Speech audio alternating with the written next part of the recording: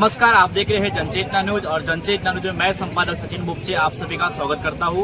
गोंदिया तहसील के अंतर्गत आने वाले आज दासगांव के ग्राम में मौजूद है। हम आज यहाँ पर बड़ी संख्या में किसानों के द्वारा एक आंदोलन का एक रूप लिया गया है, जहाँ पर बड़ी संख्या में यहाँ पर किसान लोग मौजूद है। किसान के द्वारा नेतृत्व करने वाले पदाधिकारी इस क्षेत्र की जो है और किसान संघर्ष सभा का आयोजन यहाँ पर दासगांव में किया गया था, जिसमें बड़ी संख्या में किसान लोग आए। किसानों ने अपनी मांग रखी। आपने देखा होगा कि किसान यह सदैव लड़ते रहता है, बारिश हो, धूप हो या कड़कड़ती जो वातावरण हर समय पर किसान संघर्षमय जीवन जीते रहता है। हमेशा किसान सड़कों पर आकर आंदोलन करता है, तब जाके भी उसकी मांग पूरी नहीं होती, तब वो एक उग्र रूप लेता है। आज उसी उग्र रूप का यहाँ पर देखने मिल रहा है। हमारे साथ में यहाँ पर किसान के प्रतिनिधि हमारे साथ मौजूद है। कृषि उत्पन्न बाजार समिति के उपसभापति हमारे साथ मौजूद, उनसे जानेंगे कि आज आंदोलन के रूप में क्या किसान संघर्ष सभा की आज सभा ली गई और जो किसानों के धान दिसंबर महीने में सरकार को भेजे गए हैं उसके अभी तक के बिल नहीं बने हैं। उसी के माध्यम से आज यह सभा ली गई और सरकार ने अगर 8 दिन के भीतर यह बिल नहीं बनाए तो हम एक बड़ा आंदोलन करेंगे। और जो 1 मई को जो महाराज दिवस है, हम चाहेंगे जिले के पालक मंत्री जिस दिन आए उस दिन उसके पहले यह बिल पास हो जाना चाहिए, नहीं तो हम एक उसके बाद में बड़े आंदोलन की तैयारी में रहेंगे। जिस समय आप किसानों को संबोधित कर रहे थे उस समय पर आपने एक बयानबाजी की जिसमें कहा कि किसान विरोधी देवेंद्र फडणवीस राज्य के मुख्यमंत्री, उसको लेकर आपने बयान किया। तो देवेंद्र फडणवीस जी को हम चाहते हैं कभी भी कि हमारे पास का मुख्यमंत्री सरपंच हो या जिला परिषद अध्यक्ष हो, सब चाहते हैं। मुख्यमंत्री हमारे से 100 किलोमीटर दूर के नागपुर के है, उसके बावजूद भी पूरे महाराष्ट्र में गोंदिया, भंडारा और गढ़चिरौली जिलों में ही धान होता है, उसके बाद भी मुख्यमंत्री किसानों के प्रति बहुत सजगता नहीं दिखाते। इसके लिए हमको देवेंद्र फडणवीस के जैसे मुख्यमंत्री नहीं चाहिए बोलने में कोई हरकत नहीं। देखा कि आपने अभी कुछ देर पूर्व यहाँ पर जब किसानों को संबोधित कर रहे थे, जो कृषि उत्पन्न बाजार समिति के जो उपसभापति है वो राजकुमार पप्पू पटले, उन्होंने कहा कि किसान विरोधी देवेंद्र फडणवीस यह मुख्यमंत्री है, यह मुख्यमंत्री के लायक नहीं, इस प्रकार से उन्होंने वक्तव्य किया है। हमारे साथ में और भी यहाँ पर किसान का नेतृत्व करने वाले और भी लोग मौजूद हैं, उनसे भी जानेंगे। जिला परिषद क्षेत्र के यहाँ के जो ये सदस्य हैं उनसे भी जानेंगे। क्या बताना? आज किसान सभा रखी गई थी और इस सभा में बहुत संख्या में किसान यहाँ पे उपस्थित थे और उपस्थित होने का कारण ये है कि जो दिसंबर महीने में जो धान बिक्री हुई थी उस धान का जो बिल बनना था वो अभी तक बना नहीं है और लिमिट हमें मिल नहीं रही है किसानों को। और अभी 1 महीने के बाद में हम सभी किसानों का किसानी का काम शुरू होने वाला है। बहुत सारे ऐसे किसान हैं जो जिनकी खाद की उधारी है, अभी उनके जो सोसाइटी का कर्ज है वो कर्जा जो रेगुलर भरने वाले थे उनको रेगुलर कर्जा भरना था, उनका पेमेंट न आने की वजह से वो वंचित रहे और उनको उनके ऊपर भी फिर से ब्याज बढ़ गया है। तो इसकी जवाबदारी कौन रहेगा? और हम लोग ने यहाँ पे जो उद्देश्य हमारा यही है कि आज की सभा का कि 8 दिन 10 दिन के अंदर में अगर हमको लिमिट नहीं मिलती किसानों को, हम बहुत बड़ी संख्या में मोर्चा गोंदिया में रखने वाले हैं। और इस मोर्चा का उद्देश्य यही होगा कि हमारा बिल जल्दी से जल्दी बने। और सरकार को यही कहना चाहती हूँ कि हमारे केंद्र सरकार को कि हमारा जो बिल है ये जल्दी से जल्दी बने, ताकि ये नौबत ना आए कि किसान सड़कों पे उतरे और मोर्चा निकाले।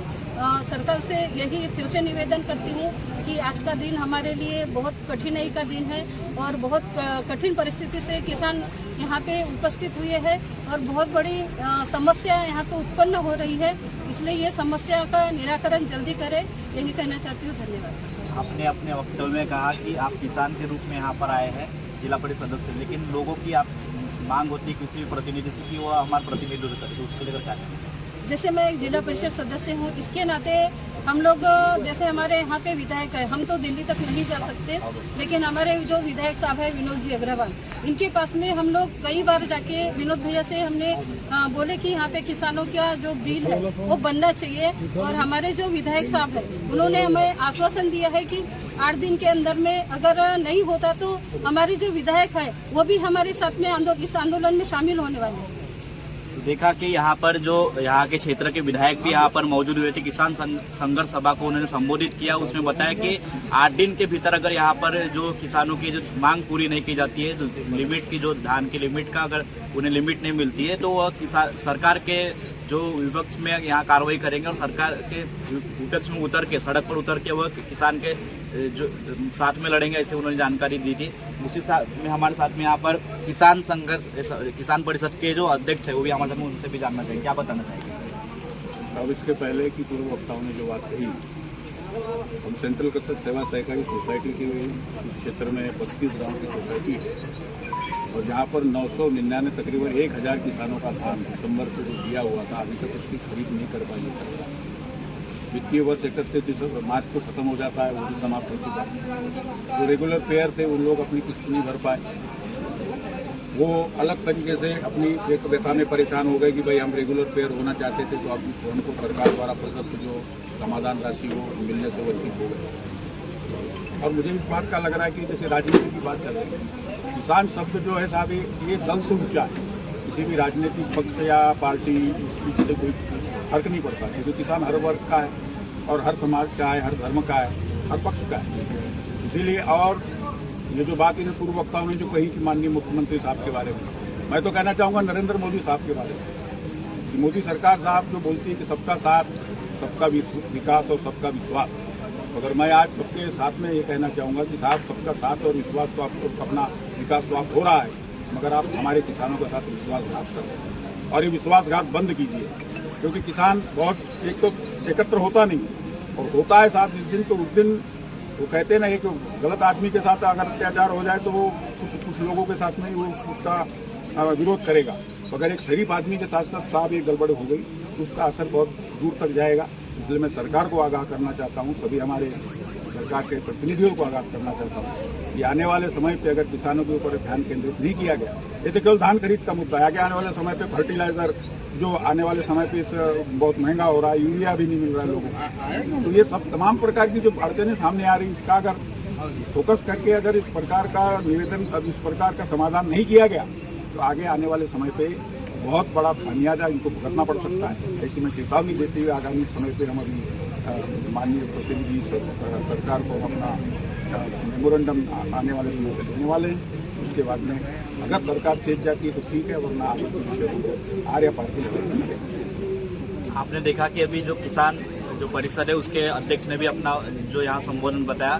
देखा कि अभी हाल ही में जो देश में एक बहुत बड़ा मुद्दा चल रहा है, नारी शक्ति का जो ये चल रहा है, नारी शक्ति को लेकर यहाँ पर बहुत बड़ा एक विवाद कल ही यहाँ पर प्रधानमंत्री नरेंद्र मोदी ने ये वीडियो के माध्यम से ऑनलाइन आकर उन्होंने यहाँ माफ़ी मांगी है। हमारे साथ में महिला शक्ति भी हमारे साथ में मौजूद है, उनसे भी जाने कि महिला शक्ति का जो नारी शक्ति का जो कानून था विधेयक उसके बारे में क्या कहना चाहिए कि आप एक किसान है और नारी शक्ति। देखिए, तो रिसर्च से हटकर बात हो गई, हम आए हैं यहाँ पर किसानों के मुद्दे को लेकर। लेकिन नारी शक्ति है, आप किसान हैं तो नारी शक्ति को लेकर आपको प्रतिनिधित्व करने का मौका मिलता है आपको नारियों को, तो उसको लेकर क्या कहना है? निश्चित तौर पे आज नारियाँ किसी भी क्षेत्र में पीछे नहीं हैं। अगर 30% आरक्षण देने की बात है तो वह तो लागू होकर ही रहेगा, चाहे हमको उस बिल को पारित करने में तृतीयांश बहुमत मिले न मिले या कोई भी पार्टी इसमें अपना विरोध दिखाए, लेकिन वह बिल तो पास होना ही चाहिए और होकर रहेगा। और उसके साथ ही महिलाएं को जो आरक्षण मिलेगा उसमें आगे जाएंगी ही, चाहे राजनीति हो या किसी भी क्षेत्र में हो। आज किसानी में भी महिलाएं पीछे नहीं हैं, वो हर क्षेत्र में आगे रह रही हैं। और किसानी भी यहाँ पर मेरे साथ 5-6 किसान महिलाएं आई हुई हैं और हर जगह आपको महिलाओं की भागीदारी दिखेगी। इसी को देखते हुए हमारे पंतप्रधान नरेंद्र जी मोदी ने यह विधेयक लाया है और आने वाले समय में आपको लोकसभा और विधानसभा में महिलाओं की भागीदारी निश्चित तौर पर दिखेगी। ऐसा वहाँ कानून तो पास नहीं हुआ, उसको लेकर क्या है? कानून पास हो चुका है, 2023 में वह पास हो चुका था। उसका संशोधन करने की बात जो विशेष सत्र बुलाकर किया गया था उसमें की गई थी, तो उसको बहुमत नहीं मिलने से वह विधेयक अभी बीच में रुका हुआ, संशोधन नहीं हो चुका है, इसलिए वो संशोधित होने के इस पर है और निश्चित तौर पर आगे हो जाएगा। एपीएमसी में आप किसानों का नेतृत्व करती है, इस समस्या को आप किस प्रकार से देखते हैं? यह समस्या जो आज किसानों का उद्दिष्ट बनाकर अगर सरकार नहीं देती है तो मेरा मानना है, आज मैं एपीएमसी की डायरेक्टर अपने ग्राम की सरपंच हूँ और इस क्षेत्र में आज एक छोटा सा आंदोलन किया गया है। अगर किसानों की आवाज़ को इसी तरह दबाया जाएगा तो ये निश्चित तौर पे आगे चल के बड़ा रूप लेने वाली है और उसके लिए सभी किसान तैयार हैं और जनप्रतिनिधि के रूप में हम भी तैयार हैं। मेरा ये मानना है APMC के तरफ से हमको जो भी किसानों को मदद लगेगी हम पूरी तरह से। देखा है कि घर से लेकर दिल्ली तक के जब भी अगर कोई बात हो तो महिला शक्ति भी कभी पीछे नहीं होती। आज यहाँ महिलाओं ने भी यहाँ पर भागीदारी चाहिए और आज वो APMC का नेतृत्व कर रहे हैं, गांव का नेतृत्व कर रहे हैं और किसानों के साथ में वह पूर्ण रूप से डटे रहेंगे, ऐसे उन्होंने जानकारी दी। हमारे साथ में यहाँ पर और भी संचालक यहाँ पर मौजूद हैं, उनसे जानेंगे कि किस प्रकार से यह जो आज का जो आंदोलन हुआ है आने वाले समय में किस प्रकार से आंदोलन की भूमिका रहेगी उसके बारे में जानेंगे। क्या बताना चाहेंगे? तो आज का जो आंदोलन था ये किसानों की समस्या के लिए आंदोलन था। आज अक्षय तृतीया का दिन है और अक्षय तृतीया अपने देश में जो है का अपन वसूल करने के लिए अक्षय तृतीया का एक कार्यक्रम है। अक्षय मतलब होता है किसी चीज़ का ह्रास होना है। हमारे जो पितृ हमारे पूर्वज है वो आज भी कभी क्षय नहीं हो जीवंत हैं और उनकी याद में अपन अक्षय तृतीया का एक पर्व मनाते हैं। और हमारे जो किसान हैं ये किसान भी एक देश की सबसे बड़ी रीढ़ है और इस रीढ़ को तोड़ने का काम हमारी गवर्नमेंट कर रही है। मतलब जैसा अभी हमारे गुंजा भंडारा जिले में पूरे महाराष्ट्र का 80% अनाज उगता है, मतलब धान उगता है और यहाँ पर लगभग 20% किसानों का धान की खरीदी अभी तक शासन ने नहीं की।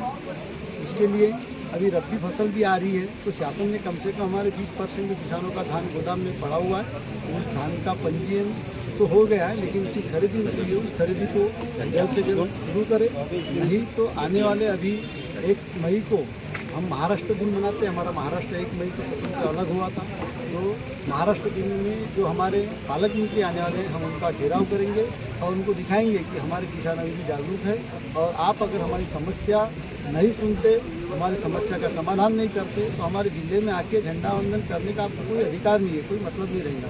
ये हम इस आज की सभा के माध्यम से बताना चाहते हैं। एक सवाल रहेगा आपसे कि हमारा देश जो है कृषि प्रधान देश है और वहाँ धान की लिमिट किसानों की, जबकि कहा जाता है कि केवल गोंदिया जिला भंडारा जिला ये महाराष्ट्र में धान उत्पादक है और पूरे देश में प्रसिद्ध है। तो धान की लिमिट क्यों रखी गई? जब अगर पूरे देश को अगर हम धान उगा कर देते हैं तो हमारे किसान के अन्नदाता जो है वो धान की लिमिट क्यों रखी गई? उसके बारे में कितने सालों से आप किसानों के नेतृत्व करते हैं, क्या कहना चाहिए? देखो कैसा है, लिमिट जब कुछ भी काम अनलिमिटेड होता है उस समय लिमिट आ जाती है।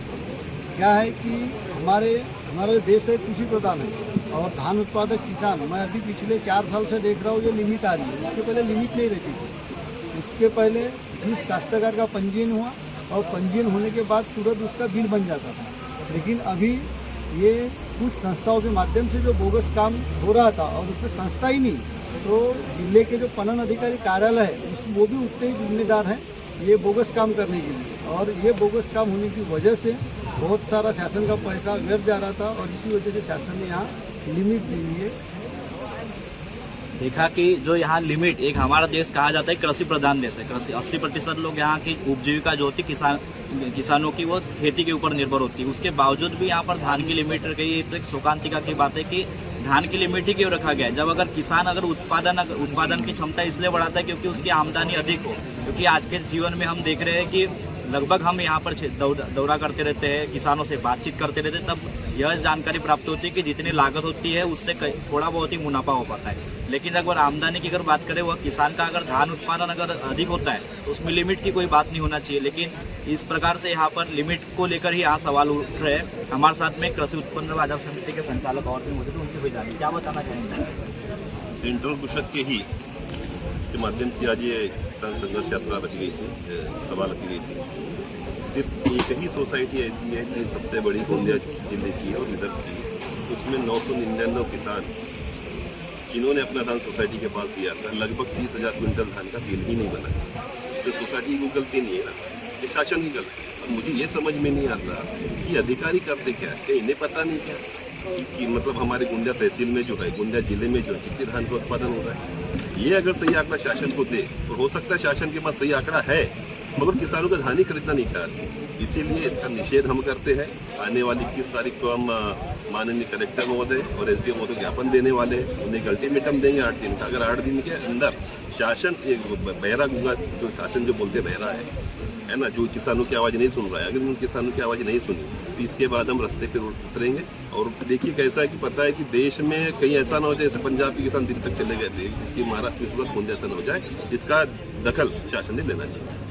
देखा कि जिस प्रकार से आप देखें कि दिल्ली में भी किसान लगातार आंदोलन करते रहते हैं, उसी बीच यहाँ पर इस प्रकार से आंदोलन की शुरुआत कहीं गोंदियासन हो जाए, ऐसा अल्टीमेट यहाँ पर यहाँ के जो किसान प्रतिनिधि जितेश टेमरे जो है कृषि उत्पन्न बाजार समिति संचालक उन्होंने दिया है। हमारे साथ में और भी यहाँ पर किसान का नेतृत्व करने वाले कुछ पदाधिकारी, उनसे भी जाने क्या बताना चाहेंगे आप?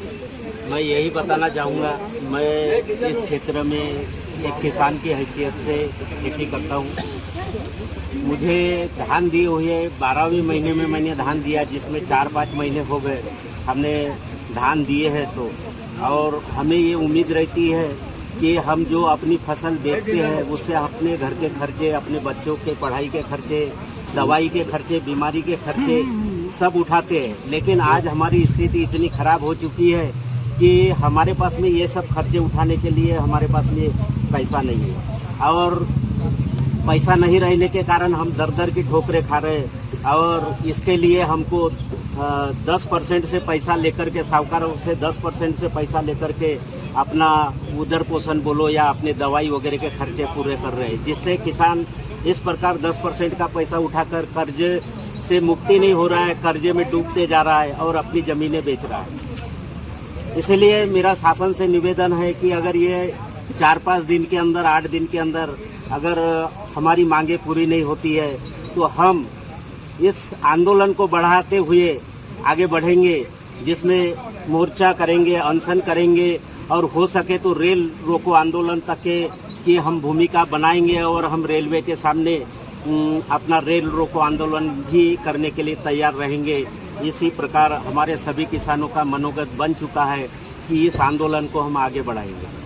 देखा कि किसान किस प्रकार से ग्रसित है, इस समस्या से किस प्रकार से त्रस्त है। वह अपनी व्यथा बताए कि आज के दौर में किसान को कितनी तकलीफों का सामना करना पड़ता है। एक और शिक्षा, एक और उनके बीमारियों का खर्चा, एक और उनके लागत का खर्चा जब यहाँ पर वो नहीं निकाल पाते, किसान ऐसी विडंबना से आज ग्रसित है कि जहाँ पर उन्हें जो है साहूकारों को पैसे देने के लिए, वापस देने के लिए पैसे नहीं है, जिसकी वजह से अपनी जमीन को गिरवी रखना पड़ रहा है। और कुछ ऐसे किसान हैं कि साहूकारों के पास उनकी जमीन गिरवी होकर उनकी मालकियत से वो जमीन छीनी भी जा रही है। ऐसी आज विडंबना हमारे ज़िले में देखने को मिल रही है। हमारे साथ में और भी यहाँ पर सेंट्रल कसक के जो पदाधिकारी काफ़ी बुजुर्ग है, काफ़ी उन्हें इस बारे में अनुभव भी है, उनसे जानेंगे कि उनका अनुभव संक्षिप्त में किस प्रकार से बताते हैं। आज जिस प्रकार से जो हमारे किसानों के साथ जो व्यवहार हो रहे हैं और जिस प्रकार से हम किसानों के साथ में जो व्यवहार किए हैं, आज जिस किसान ने हमारे सेंटर को जो धान डाला है, तो लोगों की महानता है कि उन लोगों ने आज तक जो भी किस्म से इस संबंध में चर्चा की कि हमारे पेमेंट कब आएंगे, कब बिल बनेंगे, लेकिन उन्होंने गलत प्रकार से हमसे पेश नहीं आया है और हमारी उनने कदर की है। तो हमारा एक परम कर्तव्य बनता है कि उन किसानों की कदर करना और हमने उनके लिए विशेष तरीके के साथ में लड़ाई लड़ना। ये अभी तक हम लोगों ने जो कार्रवाई की है वो कार्रवाई सबको जाहिर है, सबको मालूम है कि हम कहाँ तक जा सकते हैं। सेंट्रल कसक के लोग, आमदार, खावदार, तहसीलदार, डीएमओ ऑफिसर, यहाँ तक हम बात कर सकते हैं। लेकिन हमने अभी तक चर्चा की, लेकिन हमारे चर्चा के ऊपर कोई ध्यान दिया नहीं गया और हमें समाधानकारक, संतोषजनक उत्तर नहीं मिल पाया। इसीलिए हमें इस कार्यक्रम का, इस किसान सभा का आयोजन करना पड़ा। और किसान सभा का आयोजन करने के बाद आपके सामने अभी एक 8 दिन के अंदर में हमको अभी सब पहले तो आश्वासन मिला कि आज भी हमको आश्वासन मिला है कि 8 दिन के अंदर ये कार्यक्रम को सफलता मिल पाएगी। यदि ये हमारे किसानों को यदि 8 दिन के अंदर सफलता नहीं मिल पाई तो हम किसानों को लेकर के उग्र आंदोलन करेंगे, चाहे हमको जिस प्रकार से भी कठिन सामना करना पड़े। हम किसान के सहयोग में रहेंगे, किसान के साथ में रहेंगे और हमारी सोसाइटी रहेगी, हमारे पूरे संचालक रहेंगे और किसान रहेंगे। और इसके अलावा हमारी सोसाइटी सिर्फ केवल 32 गाँव की है, लेकिन इसमें संस्थाएँ माने सेंटर जो है और कहीं अलग अलग है, उनको भी हम एकत्रित करेंगे, उनसे जाके संपर्क साधेंगे और वो भी किसानों को जगा करके जितना बन सके उतना हम फिर वो आंदोलन करने की पूरी तैयारी करेंगे और सरकार के विरोध में हम काम जरूर करेंगे, लेकिन किसानों को उनका हक दिलाते रहेंगे। देखा कि अभी काफ़ी बुजुर्ग थे और सेंट्रल कसक के उपाध्यक्ष है, जो कि 40 गांव का किसानों का नेतृत्व करती है, सोसाइटी के उपाध्यक्ष है और काफ़ी उम्र उनकी हो चुकी है और उन्हें काफ़ी अनुभव है, जिसमें उन्होंने बताया कि किसानों के लिए वो हित के लिए लड़ेंगे, सरकार के विरुद्ध लड़ेंगे और आने वाले 8 दिन के भीतर वो इस कार्रवाई को अंजाम देंगे। इसीलिए हमारे साथ में सेंट्रल कसक के यहाँ पर उपाध्यक्ष हम उनसे मौजूद हैं, क्या बताएंगे? आज हमने जिस प्रकार किसान संघर्ष सभा का आयोजन किए, यह एक शासन की दिशा भूल जो काश्तकारों के साथ जय जवान मर गया किसान इस प्रकार का नारा अभी शासन सोच रही है, क्योंकि किसान को मारने के अलावा दूसरा कोई चारा नहीं है। आज दुनिया में ऐसा कोई व्यापार नहीं है कि जो 4 महीने तक किसी चीज़ का भुगतान न हो। आज दिसंबर से अगर से किसी काश्तकार ने सोसाइटी में माल दिया है, उसका माल आज कितना किलो घटा होगा, और जिस सोसाइटी के गोडाउन में वो माल रखा गया है उस सोसाइटी का को गोडाउन का भाड़ा कौन देगा। और आज जब किसान शासन ने महाराष्ट्र गवर्नमेंट ने कर्जा मुक्ति की बात करी, जो रेगुलर कर्जा भरेगा उसको 50,000 का प्रोत्साहन राशि मिलेगी, और आज अगर से उस काश्तकार का माल गोडाउन में है तो वो कर्जा नहीं भर सका तो उसका जवाबदार कौन रहेगा, सोसाइटी के गोडाउन का भाड़ा कौन देगा। इस प्रकार की मांगे हैं। और हमने इसके पहले एक बैठक ली थे हमारे ग्राम पंचायत सचिवालय में, वहाँ 150 काश्तकार थे। ये आज की हमारी दूसरी बैठक है, इसको हमने नाम दिया किसान संघर्ष सभा। और इसके पश्चात अभी हमारे यहाँ आमदार साहब भी आए थे, उनका भी ऐसा मानना है कि अगर 8 दिन के अंदर पूरे हम आमदार मिलकर के चर्चा करते हैं, नहीं तो हम आपके साथ में भी रास्ता रोको आंदोलन और आमरण उपोषण, और जिस प्रकार हमारे गौतम जी ने बताया कि रेल रोको भी आंदोलन हम करेंगे, लेकिन हम किसानों का हक दिला के रहेंगे। किसान को अगर से धान खरीदी करना ही नहीं है तो जिस प्रकार हम रजिस्ट्रेशन करते हैं तो रजिस्ट्रेशन में शासन को आंकड़े दिखते, क्या सरकार को समझता नहीं कि सरकार किसानों के साथ ही हमेशा अन्याय क्यों करती है। किसान है तो देश है, जय जवान जय किसान का नारा है, लेकिन मेरा मानना है जय जवान लेकिन मर गया किसान, इस प्रकार की भूमिका शासन निभा रही है। लेकिन अभी हम मंगलवार को तहसीलदार साहब, एसडीओ साहब और कलेक्टर साहब और पालक मंत्री साहब और आमदार खासदार सभी को निवेदन देने वाले हैं, और उसके 8 दिन के पश्चात हम 8 दिन में हमारा इसका लिमिट अगर से हमारे धान काश्तकारों की नहीं बढ़ी तो हम एक बहुत बड़ा मोर्चा, आमरण उपोषण, रास्ता रोको आंदोलन, रेल रोको आंदोलन और आमरण उपोषण भी करेंगे। इस प्रकार से हम संघर्ष करेंगे, और किसान को न्याय नहीं मिला तो जब तक हमको न्याय नहीं मिलेगा तब तक रोड रास्ते पे उठे रहेंगे। देखा कि अभी तक आपने देखा कि हमारे जनचेतना न्यूज़ में लगातार यहाँ पर प्रतिनिधियों से हमने चर्चा की, जिसमें पदाधिकारी कुछ मौजूद थे, किसान भाई भी मौजूद थे, जिन्होंने अपनी व्यथा को बताया।